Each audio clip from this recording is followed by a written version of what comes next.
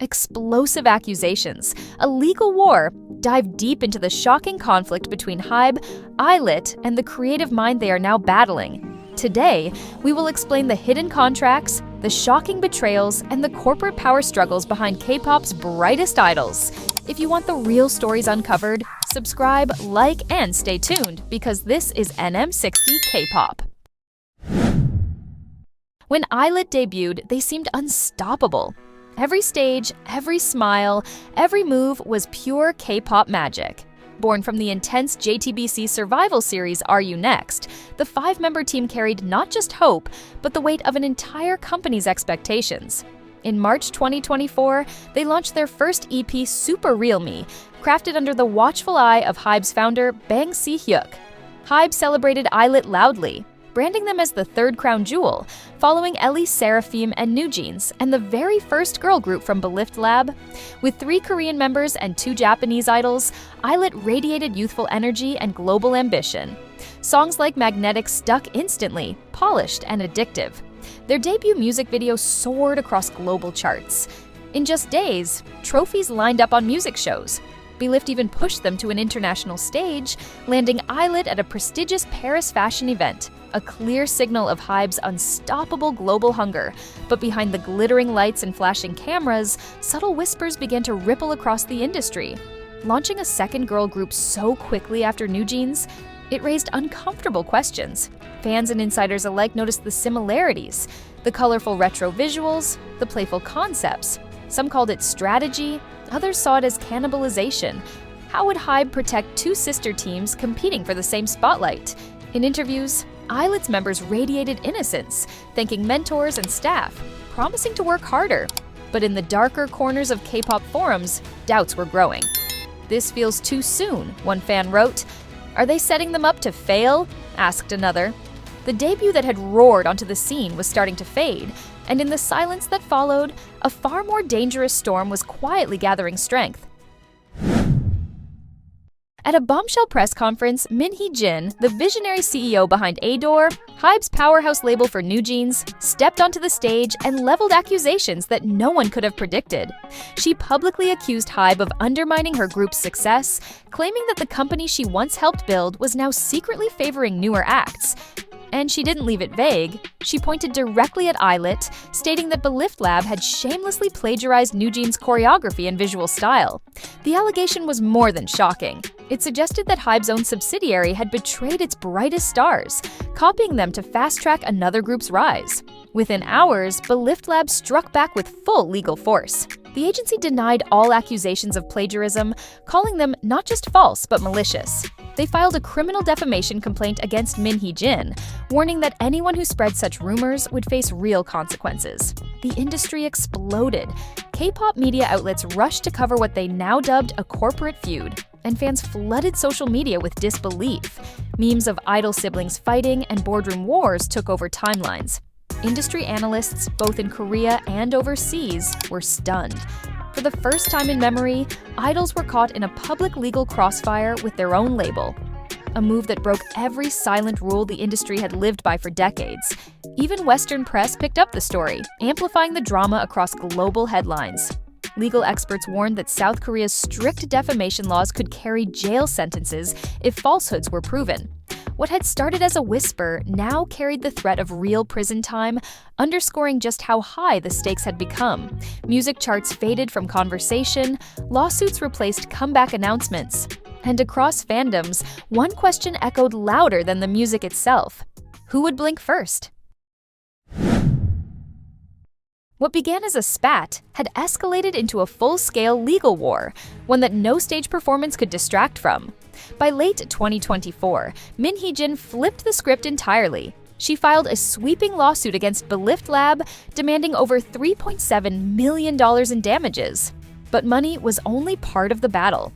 She launched both criminal and civil charges, accusing Belift's executives of defamation and business obstruction, arguing that their actions had illegally damaged NewJeans' reputation and future earnings. Belift, for its part, had already moved to press their own charges. Now, both sides stood locked in a brutal court showdown, as the media frenzy only grew louder with every headline. By early 2025, the drama moved into Seoul's courts, where judges began sifting through evidence, witness testimonies, and corporate emails. Belift worked to prove that Min's public claims were no more than baseless rumors. Meanwhile, Min's legal team aimed to reveal deeper internal schemes within Belift, hinting at betrayals that fans could only speculate about. Even veteran K-pop lawyers were stunned, calling it an unprecedented spectacle. Careers weren't being negotiated behind closed doors anymore. They were being fought over with bullet point presentations and courtroom exhibits. Fans scoured every update, from fan blogs to news sites, trying to decode legal filings and leaked memos. And if you want us to break down the most shocking evidence yet, let us know in the comments. The full picture may be even darker than it seems. The once glamorous company that dominated music charts now filled headlines with court dates and legal jargon. And as each side sharpened their arguments for the next hearing, one chilling question echoed across fandoms. How would this courtroom battle end? Fans had had enough. They were openly accusing HYBE of fraud and manipulation. Social media exploded with theories. Online detectives combed through sales data for ILLIT's second mini-album, I'll Like You. They noticed a bizarre gap. Shipments were projected around 504,363 copies, but the official Circle chart listed only 412,000 sold, a missing 92,000 units. Outrage poured in across fan forums and Twitter, with angry posts demanding answers. Some comments labeled the label fraudulent or manipulative, while others speculated about hidden accounting tricks. Memes mocking the disparity went viral. Meanwhile, another controversy kept ILLIT in the headlines. Fans petitioned the government, claiming that during a fan meeting, ILLIT's staff allegedly told the girls to ignore NewJeans' Hani, a detail sensational enough to spark headlines across K-pop media. Although the Ministry of Employment and Labor later dismissed the petition, stating idols are not legally classified as workers, by then the damage was done. Even unrelated rumors found new life in the frenzy. Reports circulated that ILLIT had lost a telecom sponsorship and a sportswear endorsement amid the escalating scandal. Across social media, every tidbit involving ILLIT and Belift Lab was amplified and dissected. The rookie idols, who had only just burst onto the scene, were now facing unprecedented levels of scrutiny and backlash. Caught in a firestorm of speculation and outrage, both ILLIT and Belift Lab were scrambling to contain the fallout. And still, the real courtroom drama had only just begun. Everyone could see the writing on the wall. K-pop was changing. The conflict between HYBE and Adore had broadened to involve the company's biggest acts.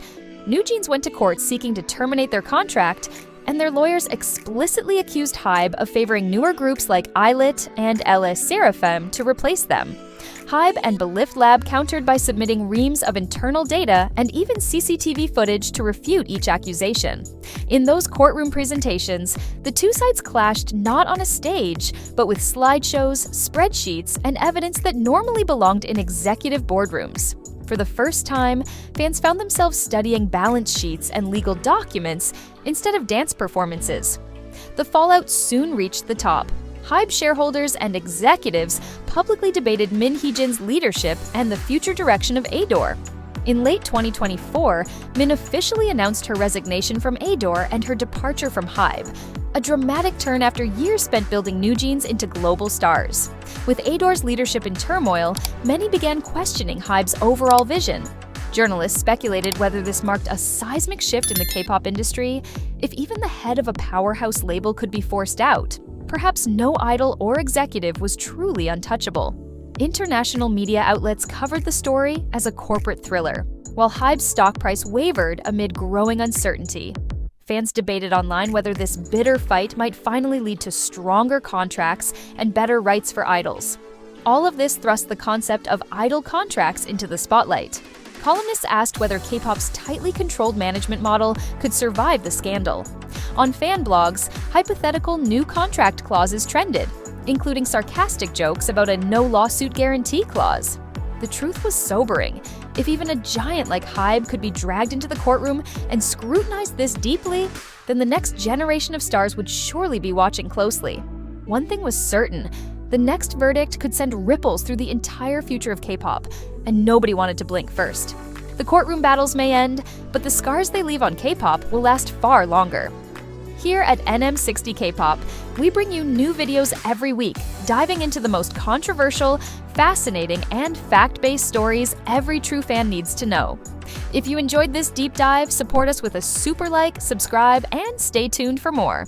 This is NM60 Kpop.